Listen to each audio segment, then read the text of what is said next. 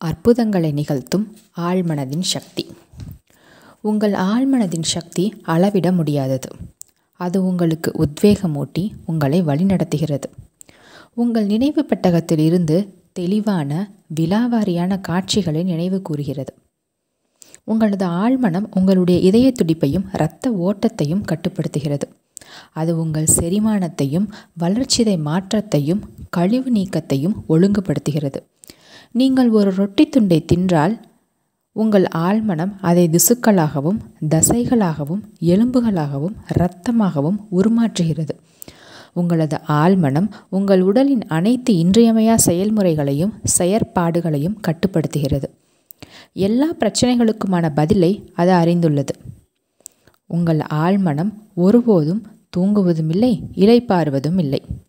அது எப்போதும் வேலை செய்து கொண்டே இருக்கிறது. உங்களது ஆழ்மனதின் வியத்தகு சக்தியை கண்டறிந்து கொள்ள ஒரு குறிப்பிட்ட செயலை செய்து முடிக்க வேண்டும் என்று நீங்கள் உறங்கச் செல்லும் முன் உங்கள் ஆழ்மனதிடம் சாதாரணமாக கூறுங்கள். உங்களுக்குள் இருக்கும் சக்திகள் விடுவிக்கப்பட்டு நீங்கள் விரும்பியது நிறைவேற்றப்படுவதைக் கண்டு வியப்பும் பேருவகையும் அடைவீர்கள். சர்வ வல்லமை பொருந்திய பிரபஞ்சத்திடம் உங்களுக்கு நேரடி தொடர்பை ஏற்படுத்தும் சக்தி உங்களுக்குள் உள்ளது. உலகை இயங்க வைப்பதும் கிரகங்களை சுற்றி வரச் செய்வதும் பகலவனை பிரகாசிக்க வைப்பதும் இச்சக்திதான். உங்களது ஆழ்மனம்தான் உங்கள் லட்சியங்கள், அபிலாஷைகள் மற்றும் மேன்மையான விளைவுகளின் மூலம். இந்த ஆழ்மனதின் ஊடாகத்தான் ஷேக்ஸ்பியர் தன் காலத்தில் வாழ்ந்து வந்த சராசரி மனிதனிடமிருந்து மறைக்கப்பட்ட பேருண்மைகளை தான் அறிந்து கொண்டு மற்றவர்களுக்கும் தெரிவித்தார். இந்த ஆழ்மனத்தின் ஊடாகத்தான் கிரேக்க சிற்பி ஃபிடியாஸ் பளிங்கிலும் வெண்கலத்திலும் அழகையும் ஒழுங்கையும் சமச்சீர்மையையும் சித்தரிக்கும் கலையையும் திறமையையும் பெற்றார். மாபெரும் இத்தாலிய ஓவியரான ரஃபேல் தன்னுடைய மடோனாக்களை வரைவதற்கும் மாபெரும் ஜெர்மானிய இசை மேதையான பீத்தோவன் தன்னுடைய சிம்பொனிக்களை உருவாக்குவதற்கும் இதுதான் ஆற்றல் அளித்தது. சில வருடங்களுக்கு முன்பு இந்தியாவில் உள்ள ரிஷிகேஷில் இருக்கும் யோகா ஃபாரஸ்ட் பல்கலைக்கழகத்தில் சொற்பொழிவாற்றுவதற்காக என்னை அழைத்திருந்தார்கள். நான் அங்கு இருந்த சமயத்தில் மும்பையிலிருந்து விஜயம் செய்த ஓர் அறுவை சிகிச்சை நிபுணருடன் ஒரு நீண்ட உரையாடலில் ஈடுபட்டேன். டாக்டர் ஜேம்ஸ் எஸ்டைலின் வியக்க வைக்கும் கதையை நான் அவரிடமிருந்து அறிந்து கொண்டேன். டாக்டர் ஜேம்ஸ் ஸ்காட்லாந்தைச் சேர்ந்த ஒரு அறுவை சிகிச்சை நிபுணர். அவர் 1840களில் வங்காளத்தில் தன் மருத்துவ தொழிலை நடத்தி வந்தார். இது ஈத்தர் அல்லது பிற நவீன வேதி மயக்க மருந்து முறைகள் பயன்படப்பட துவங்குவதற்கு முந்தைய காலகட்டமாகும். இருந்தாலும் 1843க்கும் 1846க்கும் இடையே டாக்டர் ஜேம்ஸ் சுமார் 400 முக்கிய அறுவை சிகிச்சைகளை மேற்கொண்டார். உடல் உறுப்பு நீக்கம், கட்டிகள் மற்றும் புற்றுநோய் திசுக்கள் நீக்கம், கண், காது, தொண்டை ஆகியவற்றில் மேற்கொள்ளப்பட்ட அறுவை சிகிச்சைகள் போன்றவை அதில் அடங்கும். இச்சிகிச்சைகள் அனைத்தும் நோயாளிகளை மனதளவில் மயக்க நிலைக்கு உட்படுத்தி செய்யப்பட்டவையே. தாங்கள் எவ்விதமான வலிகளையும் உணரவில்லை என்று சிகிச்சை பெற்றவர்கள் தெரிவித்தனர். அறுவை சிகிச்சையின் போது எவரும் இறந்து போகவும் இல்லை. டாக்டர் ஜேம்ஸின் அறுவை சிகிச்சைக்கு பின் இறந்தவர்களின் எண்ணிக்கை மிகச் சொற்பம் என்பது இன்னொரு வியப்பான செய்தி. இவை லூயி பாஸ்டர் மற்றும் ஜோசப் லிஸ்டர் ஆகிய மேற்கத்திய அறிவியல் அறிஞர்கள் நுண்கிருமிகள் மூலம் ஏற்படும் தொற்று நோய்கள் குறித்து உலகிற்கு தெரியப்படுத்தியதற்கு முன் பல ஆண்டுகளுக்கு முன் நிகழ்ந்தவை. நோய்க்கிருமிகள் நீக்கப்படாத உபகரணங்களும் கொடும் நச்சுத்தன்மை கொண்ட நுண்ணுயிரிகளுமே அறுவை சிகிச்சைக்கு பின் ஏற்படும் தொற்று நோய்களுக்கான காரணம் என்பதை யாரும் உணர்ந்திருக்கவில்லை. இருந்தாலும் டாக்டர் ஜேம்ஸ் தன்னிடம் சிகிச்சை பெறுபவர்களிடத்தில் அவர்கள் மயக்க நிலையில் இருக்கும்போது அறுவை சிகிச்சைக்கு பின் எந்த தொற்று நோயோ சீலோ அவர்களுக்கு ஏற்படாது என்று கூறியதால் அவர்களது ஆழ்மனங்கள் அவருடைய புறத்தூண்டுதலுக்கு செயல்விடை அளித்தன. உயிரை அச்சுறுத்தும் தொற்று நோய் அபாயங்களை எதிர்த்து போராடுவதற்கான செயல்முறைகளை அவை முடுக்கிவிட்டன. கொஞ்சம் நினைத்து பாருங்கள். 1.5 நூற்றாண்டுகளுக்கு முன் ஸ்காட்லாந்தைச் சேர்ந்த இந்த அறுவை சிகிச்சை நிபுணர் பல கடல்களை கடந்து சென்று ஆழ்மனதின் ஆச்சரியமான வியக்க வைக்கும் சக்திகளை கண்டறிந்துள்ளார். உங்களை பிரமிக்க வைப்பதற்கு இதுவே போதும். டாக்டர் ஜேம்ஸுக்கு உத்வேகமூட்டி அவரது நோயாளிகளை மரண அபாயத்திலிருந்து பாதுகாத்த இந்த ஆழ்மன சக்தியை நீங்களும் வசப்படுத்தலாம். உங்களது ஆழ்மனதால் நேரம், வெளி ஆகியவற்றிலிருந்து உங்களுக்கு விடுதலை அளிக்க முடியும். அதனால் அனைத்து வழிகளிலிருந்தும் துன்பங்களிலிருந்தும் உங்களுக்கு நிவாரணம் அளிக்க முடியும். எப்படிப்பட்ட பிரச்சனையாக இருந்தாலும் சரி, அதற்கான தீர்வை அது உங்களுக்கு கொடுக்கும். உங்கள் பகுத்தறிவிற்கு அப்பாற்பட்ட ஒரு சக்தியும் கூர்மதியும் உங்களுள் உறைந்துள்ளன. இவற்றின் விந்தைகள் உங்களை பிரமிப்படைய செய்யும். இந்த அனுபவங்கள் அனைத்தும் உங்களுக்கு மகிழ்வூட்டி உங்கள் சொந்த ஆழ்மனதின் பிரமிப்பூட்டும் சக்திகள் மீது உங்களை நம்பிக்கை கொள்ளச் செய்யும். உங்கள் ஆழ்மனம்தான் உங்களது வாழ்க்கை புத்தகம். நீங்கள் எந்த வகையான எண்ணங்களையும், நம்பிக்கைகளையும், அபிப்பிராயங்களையும், கருத்துகளையும் அல்லது சமய கோட்பாடுகளையும் உங்கள் ஆழ்மனதில் எழுதுகிறீர்களோ, செதுக்குகிறீர்களோ அல்லது முத்திரையாக பதிக்கிறீர்களோ, அவற்றையே நீங்கள் உங்களது பௌதீக உலகில் பாரபட்சமற்ற சந்தர்ப்பங்களாகவும், சூழ்நிலைகளாகவும், நிகழ்வுகளாகவும் அனுபவிப்பீர்கள். நீங்கள் உங்கள் அக உலகில் எதை எழுதுகிறீர்களோ அது உங்கள் புற உலகில் தோன்றும். யதார்த்தம் மற்றும் கற்பனை, கண்ணுக்கு புலப்படுகின்ற மற்றும் புலப்படாத எண்ணம் மற்றும் அதன் வெளிப்பாடு என்று உங்கள் வாழ்க்கைக்கு இரு பக்கங்கள் உள்ளன. ஏற்கனவே சுட்டிக்காட்டப்பட்டது போல உங்கள் ஆழ்மனதால் விவாதிக்க முடியாது. நீங்கள் அதன் மீது எதை எழுதுகிறீர்களோ அதற்கேற்ப மட்டுமே அது செயல்படும். உங்கள் வெளிமனதின் முடிவுகளை அல்லது தீர்ப்புகளை அது வேத வாக்காக எடுத்துக்கொள்ளும். இதனால்தான் நீங்கள் உங்கள் வாழ்க்கை புத்தகத்தில் எப்பொழுதும் எழுதி கொண்டே இருக்கிறீர்கள். ஏனெனில் உங்களது எண்ணங்கள் உங்களது அனுபவங்களாகின்றன. அமெரிக்க தத்துவவியலாளர் ரால்ஃப் வால்டோ எமர்சன், மனிதன் நாள் முழுதும் எதை பற்றி சிந்திக்கிறானோ அதுவாகவே ஆகிறான் என்று கூறினார். ஆழ்மனதில் முத்திரை பதிக்கப்பட்டது புற உலகில் வெளிப்படுத்தப்படுகிறது. உலகை ஆட்டுவிக்கும் சக்தி உங்கள் ஆழ்மனதில் உள்ளது என்று அமெரிக்க உளவியலின் தந்தை என்று அழைக்கப்படும் வில்லியம் ஜேம்ஸ் கூறினார். உங்கள் ஆழ்மனம் பிரபஞ்ச பேரறிவோடு ஐக்கியமான ஒன்று. அது கண்களுக்கு புலப்படாத ஊற்றுகளிலிருந்து சக்தியை பெறுகிறது. அது வாழ்வின் விதி என்று அழைக்கப்படுகிறது. உங்கள் ஆழ்மனதில் நீங்கள் எதை பதித்தாலும் அதை உங்கள் அனுபவத்தில் கொண்டு வர உங்கள் ஆழ்மனம் மண்ணுலகையும் விண்ணுலகையும் நகர்த்தும். எனவே நீங்கள் அதில் சரியான கருத்துக்களையும் ஆக்கப்பூர்வமான எண்ணங்களையும் பதிவு செய்ய வேண்டியது அவசியம். இவ்வுலகில் இவ்வளவு துயரங்களும் குழப்பங்களும் இருப்பதற்கு காரணம் பெரும்பாலான மக்கள் தங்கள் வெளிமனதிற்கும் ஆழ்மனதிற்கும் இடையேயான செயல்பாடுகள் குறித்து அறியாதிருப்பதுதான். இவை இரண்டும் இசைவாக, இணக்கமாக, அமைதியாக ஒத்தியங்கும் போது உங்களிடம் ஆரோக்கியமும் மகிழ்ச்சியும் அமைதியும் சந்தோஷமும் நிலவும். பண்டைய உலகில் ஹெர்மஸ் டிசிஸ்மெஜிஸ்டஸ் என்பவர் உலகிலேயே அதிக சக்தி கொண்ட மந்திரவாதி என்ற பெருமையை பெற்றிருந்தார். அவர் இறந்து பல நூற்றாண்டுகளுக்கு பிறகு அவருடைய கல்லறையை திறந்தபோது பண்டைய அறிவோடு இன்னும் தொடர்பு கொண்டிருந்த பலர் பெரும் எதிர்பார்ப்போடும் ஆச்சரியத்தோடும் காத்திருந்தனர். காலத்தால் அழியாத மாபெரும் இரகசியம் அவரது கல்லறைக்குள் ஒளிந்துள்ளது என்று நம்பப்பட்டது. அதற்கேற்றாற்போல் உண்மையிலேயே அது அங்கு இருந்தது. அந்த இரகசியம் இதுதான்: அகம் எவ்வாறோ புறம் அவ்வாறே, மேலே எவ்வாறோ கீழே அவ்வாறே. வேறு வார்த்தைகளில் கூறுவதானால், உங்கள் ஆழ்மனதில் முத்திரையாக பதிக்கப்படும் யாவும் புற உலகில் வெளிப்படுத்தப்படும். இதே உண்மையை மோசஸ், இசையா, இயேசு, புத்தர், சொரோஸ்டர், லோசு மற்றும் வரலாறு நெடுகிலும் வாழ்ந்த எண்ணற்ற ஞானிகள் பிரகடனம் செய்தனர். எவையெல்லாம் உணர்வுபூர்வமாக உண்மை என்று நம்பப்படுகின்றனவோ அவையெல்லாம் உங்கள் வாழ்வில் சூழ்நிலைகளாகவும் அனுபவங்களாகவும் நிகழ்வுகளாகவும் வெளிப்படுத்தப்படுகின்றன. இயக்கமும் உணர்ச்சியும் சமநிலையில் இருக்க வேண்டும். சொர்க்கத்தில் எப்படியோ பூமியிலும் அப்படியே. அதாவது உங்கள் மனதில் எப்படியோ உங்களது உடலிலும் சுற்றுப்புறத்திலும் அப்படியே. இதுதான் வாழ்க்கையின் மாபெரும் கோட்பாடு.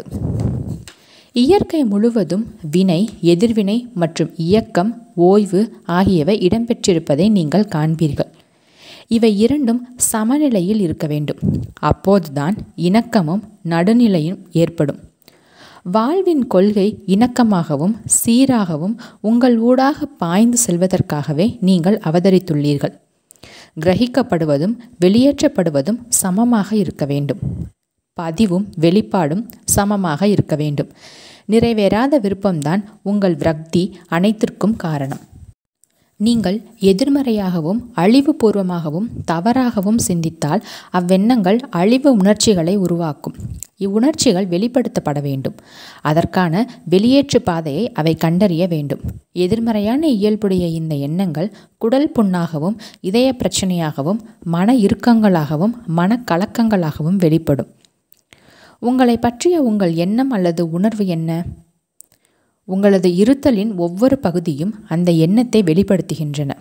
உங்கள் வலிமை, உடல், பொருளாதார நிலவரம், நண்பர்கள் மற்றும் சமூக அந்தஸ்து ஆகியவை உங்களை பற்றி நீங்கள் கொண்டிருக்கும் எண்ணத்தின் மிகச் சரியான பிரதிபலிப்பு. உங்கள் ஆழ்மனதில் எந்த எண்ணம் பதிவாகிறதோ அதுவே உங்கள் வாழ்வின் எல்லா நிலைகளிலும் வெளிப்படுத்தப்படுகிறது என்பதன் உண்மையான பொருள் இதுதான். நம்முடைய எதிர்மறையான எண்ணங்கள் மூலம் நமக்கு நாமே தீங்கு விளைவித்துக் கொள்கிறோம். எத்தனை முறை நீங்கள் கோபத்தாலும் பயத்தாலும் பொறாமையாலும் பழியுணர்வாலும் உங்களை நீங்களே காயப்படுத்தி கொண்டுள்ளீர்கள்? இவையெல்லாம் உங்கள் ஆழ்மனதிற்குள் ஊடுருவும் விஷம். நீங்கள் பிறக்கும்போது இந்த எதிர்மறையான மனப்பாங்கோடு பிறக்கவில்லை. வாழ்வளிக்கும் சிந்தனைகளை உங்கள் ஆழ்மனதிற்கு ஊட்டுங்கள். ஏனெனில் அவை அதில் பதிந்துள்ள எதிர்மறையான எண்ணங்களையும் பதிவுகளையும் முற்றிலுமாக அழித்துவிடும். இதை தொடர்ந்து செய்வதன் மூலம் கடந்த காலம் அனைத்தும் முற்றிலுமாக அழிக்கப்பட்டு மறக்கப்பட்டு விடும்.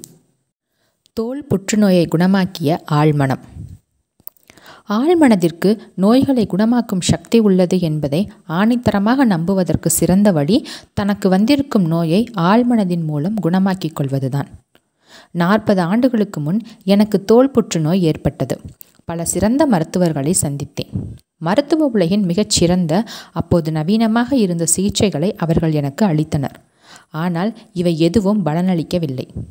புற்றுநோய் படிப்படியாக மோசமானது.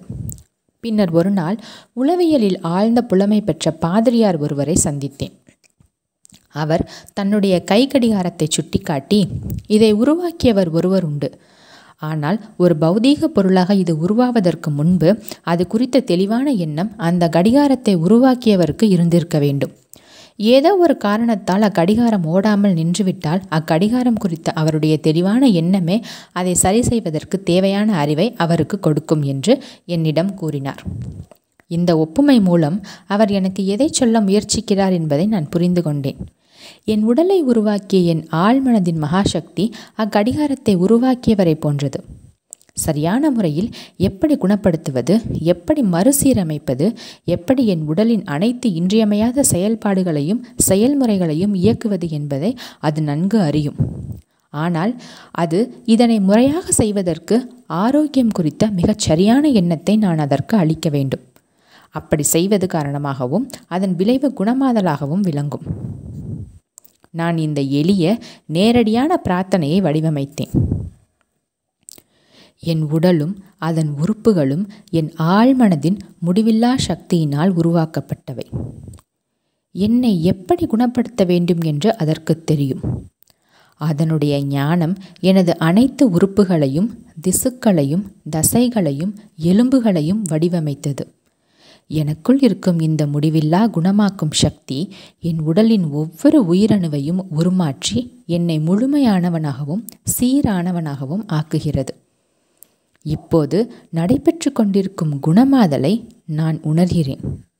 அதற்காக என் நன்றியை காணிக்கையாக்குகிறேன். என்னுள் இருக்கும் படைப்பு சக்தியின் செயல்பாடுகள் வியக்க வைப்பவை. நான் இந்த எளிய பிரார்த்தனையை ஒரு நாளைக்கு 2-3 முறை சத்தமாக 5 நிமிடங்கள் வரை தொடர்ந்து கூறினேன். 3 மாதங்களுக்கு பிறகு என் தோல் முழுமையடைந்து சீரானது. புற்றுநோய் மறைந்தது. எனது மருத்துவர் தடுமாறி போனார். ஆனால் என்ன நடந்தது என்பது எனக்கு தெரியும். வாழ்வளிக்கும் அமைப்புகளான முழுமையையும் அழகையும் கச்சிதத்தையும் நான் என் ஆழ்மனதிற்கு அளித்திருந்தேன். இவை என் அனைத்து பிரச்சனைக்கும் காரணமாக இருந்த எனது ஆழ்மனதில் பதிந்திருந்த எதிர்மறை காட்சிகளையும் எண்ணங்களையும் வெளியேற்றின. மனதால் முதலில் சிந்திக்கப்படாமல் நம் உடலில் எதுவும் தோன்றுவதில்லை. தொடர்ந்து சுய பிரகடனங்களால் உங்கள் மனதை நனைப்பதன் மூலம் அதை மாற்றும்போது உங்களது உடலும் மாறும். இதுதான் குணமாதலின் அடிப்படை. உடல் செயல்பாடுகளை ஆழ்மனம் எவ்வாறு கட்டுப்படுத்துகிறது? நீங்கள் விழித்திருந்தாலும் சரி, தூங்கிக் கொண்டிருந்தாலும் சரி, ஓய்வின்றி களைப்பின்றி வேலை செய்யும் உங்களது ஆழ்மனம் உங்கள் வெளிமனதின் குறுக்கீடு ஏதுமின்றி உங்களது உடலின் அனைத்து இன்றியமையாத செயல்பாடுகளையும் கட்டுப்படுத்துகிறது. நீங்கள் உறங்கிக் கொண்டிருக்கும் போது உங்களது இதயம் சீராக இயங்குகிறது. உங்களது மார்பு மற்றும் உதரவிதான தசைகள் நுரையீரலுக்குள் காற்றை செலுத்தவும் வெளியேற்றவும் செய்கின்றன. உங்களது உடலில் உள்ள உயிர் அணுக்களின் செயல்பாட்டினால் உருவாகும் கழிவுப் பொருளான கரியமில வாயு நீங்கள் தொடர்ந்து செயல்பட தேவையான புத்துணர்ச்சியூட்டும் பிராணவாயுக்காக அங்கு பரிமாற்றம் செய்யப்படுகிறது. உங்களது ஆழ்மனம் செரிமானத்தையும் சுரப்பிகளிலிருந்து வரும் சுரப்பு நீரையும் கட்டுப்படுத்துகிறது. உங்கள் உடலின் மற்ற பிற சிக்கலான செயல்பாடுகளையும் அது கட்டுப்படுத்துகிறது. நீங்கள் தூங்கும் போதும் சரி, விழித்திருக்கும் போதும் சரி, இவை அனைத்தும் தொடர்ந்து நடைபெற்று கொண்டே இருக்கின்றன. உங்கள் உடலின் செயல்பாடுகளை உங்கள் வெளிமனதின் மூலம் செயல்படுத்த நீங்கள் கட்டாயப்படுத்தப்பட்டால் நிச்சயமாக தோற்றுவிடுவீர்கள். வெகு விரைவில் இறந்து கூட போகலாம். உங்கள் உடலின் செயல்முறைகள் மிகவும் சிக்கலானவை, பின்னி பிணைந்தவை. திறந்த இதய அறுவை சிகிச்சையின் போது பயன்படுத்தப்படும் இதய நுரையீரல் இயந்திரம் நவீன மருத்துவ தொழில்நுட்பத்தின் விந்தைகளில் ஒன்று. ஆனால் அதன் செயல்பாடு உங்களது ஆழ்மனம் 24 மணி நேரம் அயராமல் சளைக்காமல் விடாமல் தொடர்ந்து செய்யும் வேலையோடு ஒப்பிடப்படும் போது மிக மிக எளிதானது. நீங்கள் ஒளியை விட வேகமாக செல்லும் ஒரு விமானத்தில் ஒரு பெருங்கடலை கடப்பதாக வைத்துக்கொள்வோம். நீங்கள் விமானியின் அறைக்குள் நுழைகிறீர்கள். உங்களுக்கு விமானத்தை எப்படி இயக்குவது என்று நிச்சயமாக தெரிந்திருக்காது. ஆனால் விமானியின் கவனத்தை ஈர்த்து திசை திருப்பி ஒரு பிரச்சனையை உண்டாக்குவதில் உங்களுக்கொன்றும் பெரிய சிரமம் இருக்காது. அதேபோல உங்கள் வெளிமனதால் உங்கள் உடலை இயக்க முடியாது. ஆனால் சீரான இயக்கத்தில் குறுக்கிட்டு அதில் பிரச்சனை உண்டாக்க முடியும். கவலை, மனக்கலக்கம், பயம் மற்றும் மனச்சோர்வு ஆகியவை இதயம், நுரையீரல்கள், வயிறு மற்றும் குடல்களின் அன்றாட இயல்பான செயல்பாடுகளில் குறுக்கிடுகின்றன. மன இறுக்கம் தொடர்பான வியாதிகள் எவ்வளவு தீவிரமானவை என்பது குறித்து மருத்துவ உலகம் இப்போதுதான் விழித்து கொள்ள துவங்கியுள்ளது. இதற்கு காரணம் இத்தகைய எண்ணங்கள் உங்கள் ஆழ்மனதின் ஒத்திசைவான செயல்பாடுகளோடு குறுக்கிடுகின்றன என்பதுதான். நீங்கள் உடல் ரீதியாகவும் மன ரீதியாகவும் அசௌகரியமாக உணர்ந்தால் நீங்கள் செய்யக்கூடிய சிறந்த காரியம் கவலையை தூக்கி எறிந்துவிட்டு உங்களை ஆஸ்வாசப்படுத்தி கொண்டு உங்களது எண்ண ஓட்டத்தின் சக்கரங்களை பிடித்திழுத்து நிறுத்தி அமைதியாக்குவதுதான். உங்கள் ஆழ்மனதிடம் பேசுங்கள். அமைதியாகவும் இணக்கமாகவும் தெய்வீக ஒழுங்கின்படியும் செயல்படுமாறு அதனிடம் கூறுங்கள். உங்கள் உடலின் அனைத்து இயக்கங்களும் இயல்பு நிலைக்கு திரும்புவதை நீங்கள் கண்டறிவீர்கள். உங்கள் ஆழ்மனதிடம் அதிகாரத்தோடும் உறுதியோடும் பேச வேண்டும் என்பதை நினைவில் கொள்ளுங்கள். அது உங்களது கட்டளையை நிறைவேற்றுவதன் மூலம் செயல்விடை அளிக்கும். உங்கள் ஆழ்மனதை உங்களுக்காக செயல்பட வைப்பது எப்படி? நீங்கள் உணர்ந்து கொள்ள வேண்டிய முக்கியமான விஷயம் உங்கள் ஆழ்மனம் எப்போதுமே வேலை செய்து கொண்டிருக்கிறது என்பதுதான். நீங்கள் அதை கட்டுப்படுத்துகிறீர்களோ இல்லையோ, அது இரவும் பகலும் அயராது வேலை செய்கிறது. உங்களது உடலை கட்டி காப்பது உங்கள் ஆழ்மனமே. ஆனால் உங்களால் அந்த அமைதியான உள்ளார்ந்த செயல்முறைகளை அறியவோ கேட்கவோ முடியாது. உங்கள் ஆழ்மனதை மட்டும் எப்போதும் நல்லதே நடக்கும் என்ற நன்னம்பிக்கை எதிர்பார்ப்போடு சுறுசுறுப்பாக வைத்திருங்கள். மேலும் உங்களது வழக்கமான சிந்தனைகள் அன்பு, உண்மை, நியாயம் மற்றும் இணக்கம் ஆகியவற்றின் அடிப்படையில் அமையும்படி பார்த்து கொள்ளுங்கள். உங்கள் வெளிமனதின் மீது கவனம் செலுத்துங்கள். ஏனெனில் உங்கள் ஆழ்மனம் உங்களது வழக்கமான சிந்தனைகளுக்கு ஏற்பவே எதையும் வெளிப்படுத்துகிறது, உருவாக்குகிறது, மறு உற்பத்தி செய்கிறது என்பதை நீங்கள் இதயபூர்வமாகவும் ஆன்ம ரீதியாகவும் அறிந்துள்ளீர்கள். தண்ணீர் எப்படி தான் பாய்ந்து செல்லும் குழாயின் வடிவத்தை எடுத்துக்கொள்கிறதோ அதுபோலவே உங்களுள் இருக்கும் வாழ்க்கை கோட்பாடும் உங்கள் எண்ணங்களின் இயல்புக்கேற்றாற்போல் உங்கள் ஊடாக பாய்ந்து செல்லும். உங்கள் ஆழ் மனதிலுள்ள குணமாக்கும் சக்தி உங்கள் ஊடாக இணக்கமாகவும் ஆரோக்கியமாகவும் சமாதானமாகவும் மகிழ்ச்சியாகவும் செழிப்பாகவும் பாய்ந்து கொண்டிருக்கிறது என்று பிரகடனம் செய்யுங்கள். அதை ஒரு வாழும் அறிவு, வாழ்க்கைக்கான அன்பான வழித்துணை என்று எண்ணிக்கொள்ளுங்கள். அது தொடர்ந்து உங்கள் ஊடாக பாய்ந்து சென்று உங்களை உற்சாகமூட்டி உத்வேகமூட்டி செழிப்படைய செய்கிறது என்று உறுதியாக நம்புங்கள். அது இதே முறையில் மிகச் சரியாக செயல்விடையளிக்கும். நீங்கள் எவ்வாறு நம்புகிறீர்களோ அவ்வாறே நடக்கும். ஆழ்மனதின் குணமாக்குதல் கோட்பாடு பார்வை நரம்புகளை சரி செய்கிறது. உலகின் மிக பிரபலமான குணமாக்கும் புனித தலங்களில் ஒன்று பிரான்ஸ் நாட்டின் தென்மேற்கு பகுதியிலுள்ள லோர்டு என்னுமிடத்தில் அமைந்துள்ளது. வியப்பூட்டும் குணமாதல்கள் என்று கருதப்படுகின்ற அதிகாரப்பூர்வமாக அறிவிக்கப்பட்டுள்ள பல நிகழ்வுகள் குறித்த ஆவணங்கள் லோர்டின் மருத்துவத்துறையின் ஆவண காப்பகங்களில் நிரம்பி வழிகின்றன. அத்தகைய பல உதாரணங்களில் ஒன்று மேடம் பைட் என்ற பார்வையற்ற பெண்மணியை பற்றியது. அவரது பார்வை நரம்புகள் செயலிழந்து பயனற்றவையாக இருந்தன. அவர் லோர்டுக்கு வருகை தந்த பிறகு மீண்டும் பார்வை கிடைக்க பெற்றார். அவரை பரிசோதித்த பல மருத்துவர்கள் அவரது பார்வை நரம்புகள் தொடர்ந்து பயனற்றவையாகவே இருந்தன என்று உறுதியாக கூறினர். இருப்பினும் அவரால் பார்க்க முடிந்தது. 1 மாதத்திற்கு பின்னர் அவரை மறு ஆய்வு செய்தபோது அவரது பார்வை இயக்க முறை முற்றிலும் இயல்பான நிலைக்கு மீண்டும் திரும்பியிருந்தது கண்டுபிடிக்கப்பட்டது. அந்த புனித தலத்தின் தண்ணீரினால் மேடம் பைட் குணமாகவில்லை என்பதில் நான் மிகவும் உறுதியாக இருக்கிறேன். அவரை உண்மையிலேயே குணப்படுத்தியது அவருடைய நம்பிக்கைக்கு செயல்விடையளித்த அவரது ஆழ்மனம்தான். அவரது ஆழ்மனதினுள் இருந்த குணமாக்குதல் கோட்பாடு அவரது எண்ணத்தின் இயல்பிற்கேற்ப செயல்விடை அளித்தது. நம்பிக்கை என்பது ஆழ்மனதில் உள்ள ஓர் எண்ணமே, அதாவது ஒன்றை உண்மை என ஏற்றுக்கொள்வது. ஏற்றுக்கொள்ளப்பட்ட எண்ணம் தானாகவே இயங்குகிறது. மேடம் பைட் அப்புனித தலத்திற்கு மிகுந்த எதிர்பார்ப்போடும் பெரும் நம்பிக்கையோடும் சென்றார் என்பதில் சந்தேகமில்லை.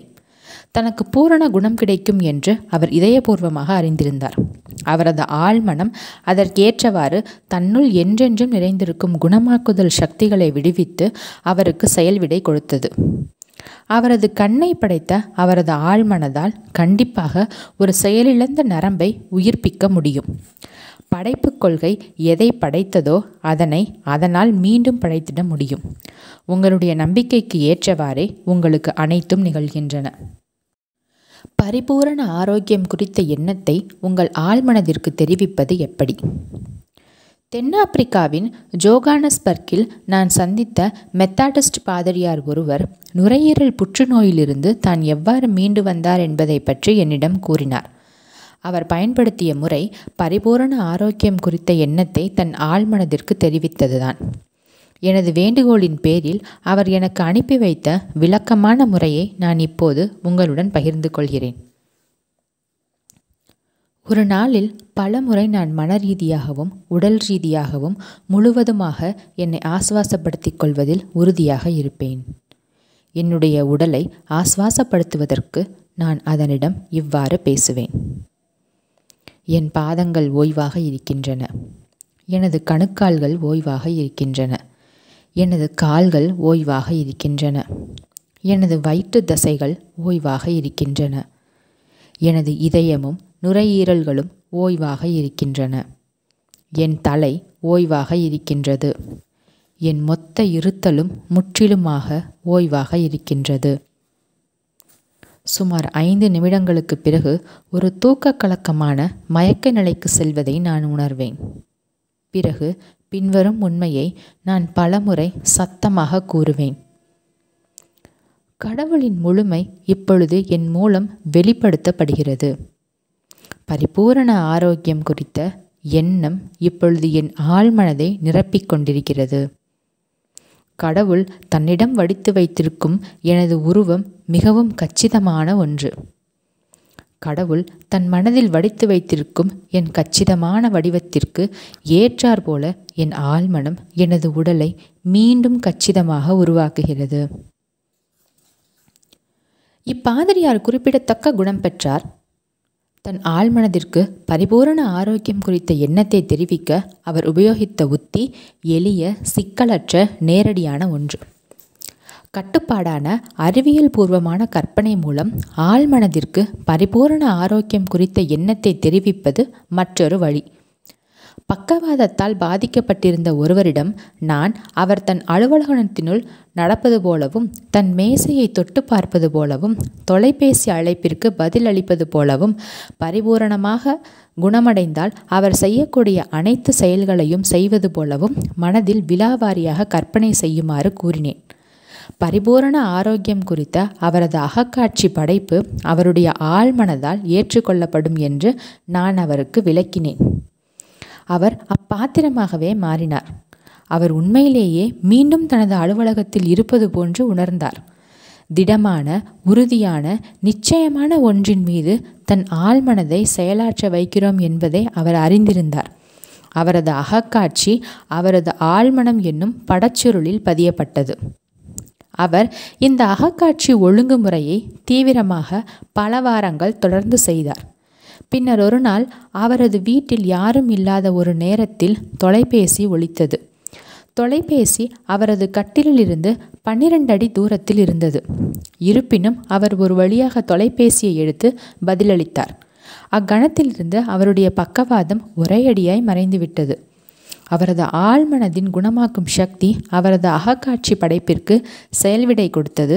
குணமாதலும் நிகழ்ந்தது. அவரது உள்ளத்தில் இருந்த ஏதோ ஒரு தடை, மூளையிலிருந்து உருவாகும் நரம்பு தூண்டுதல்கள் அவரது கால்களை சென்றடைய விடாமல் தடுத்தது. எனவே அவரால் நடக்க இயலவில்லை.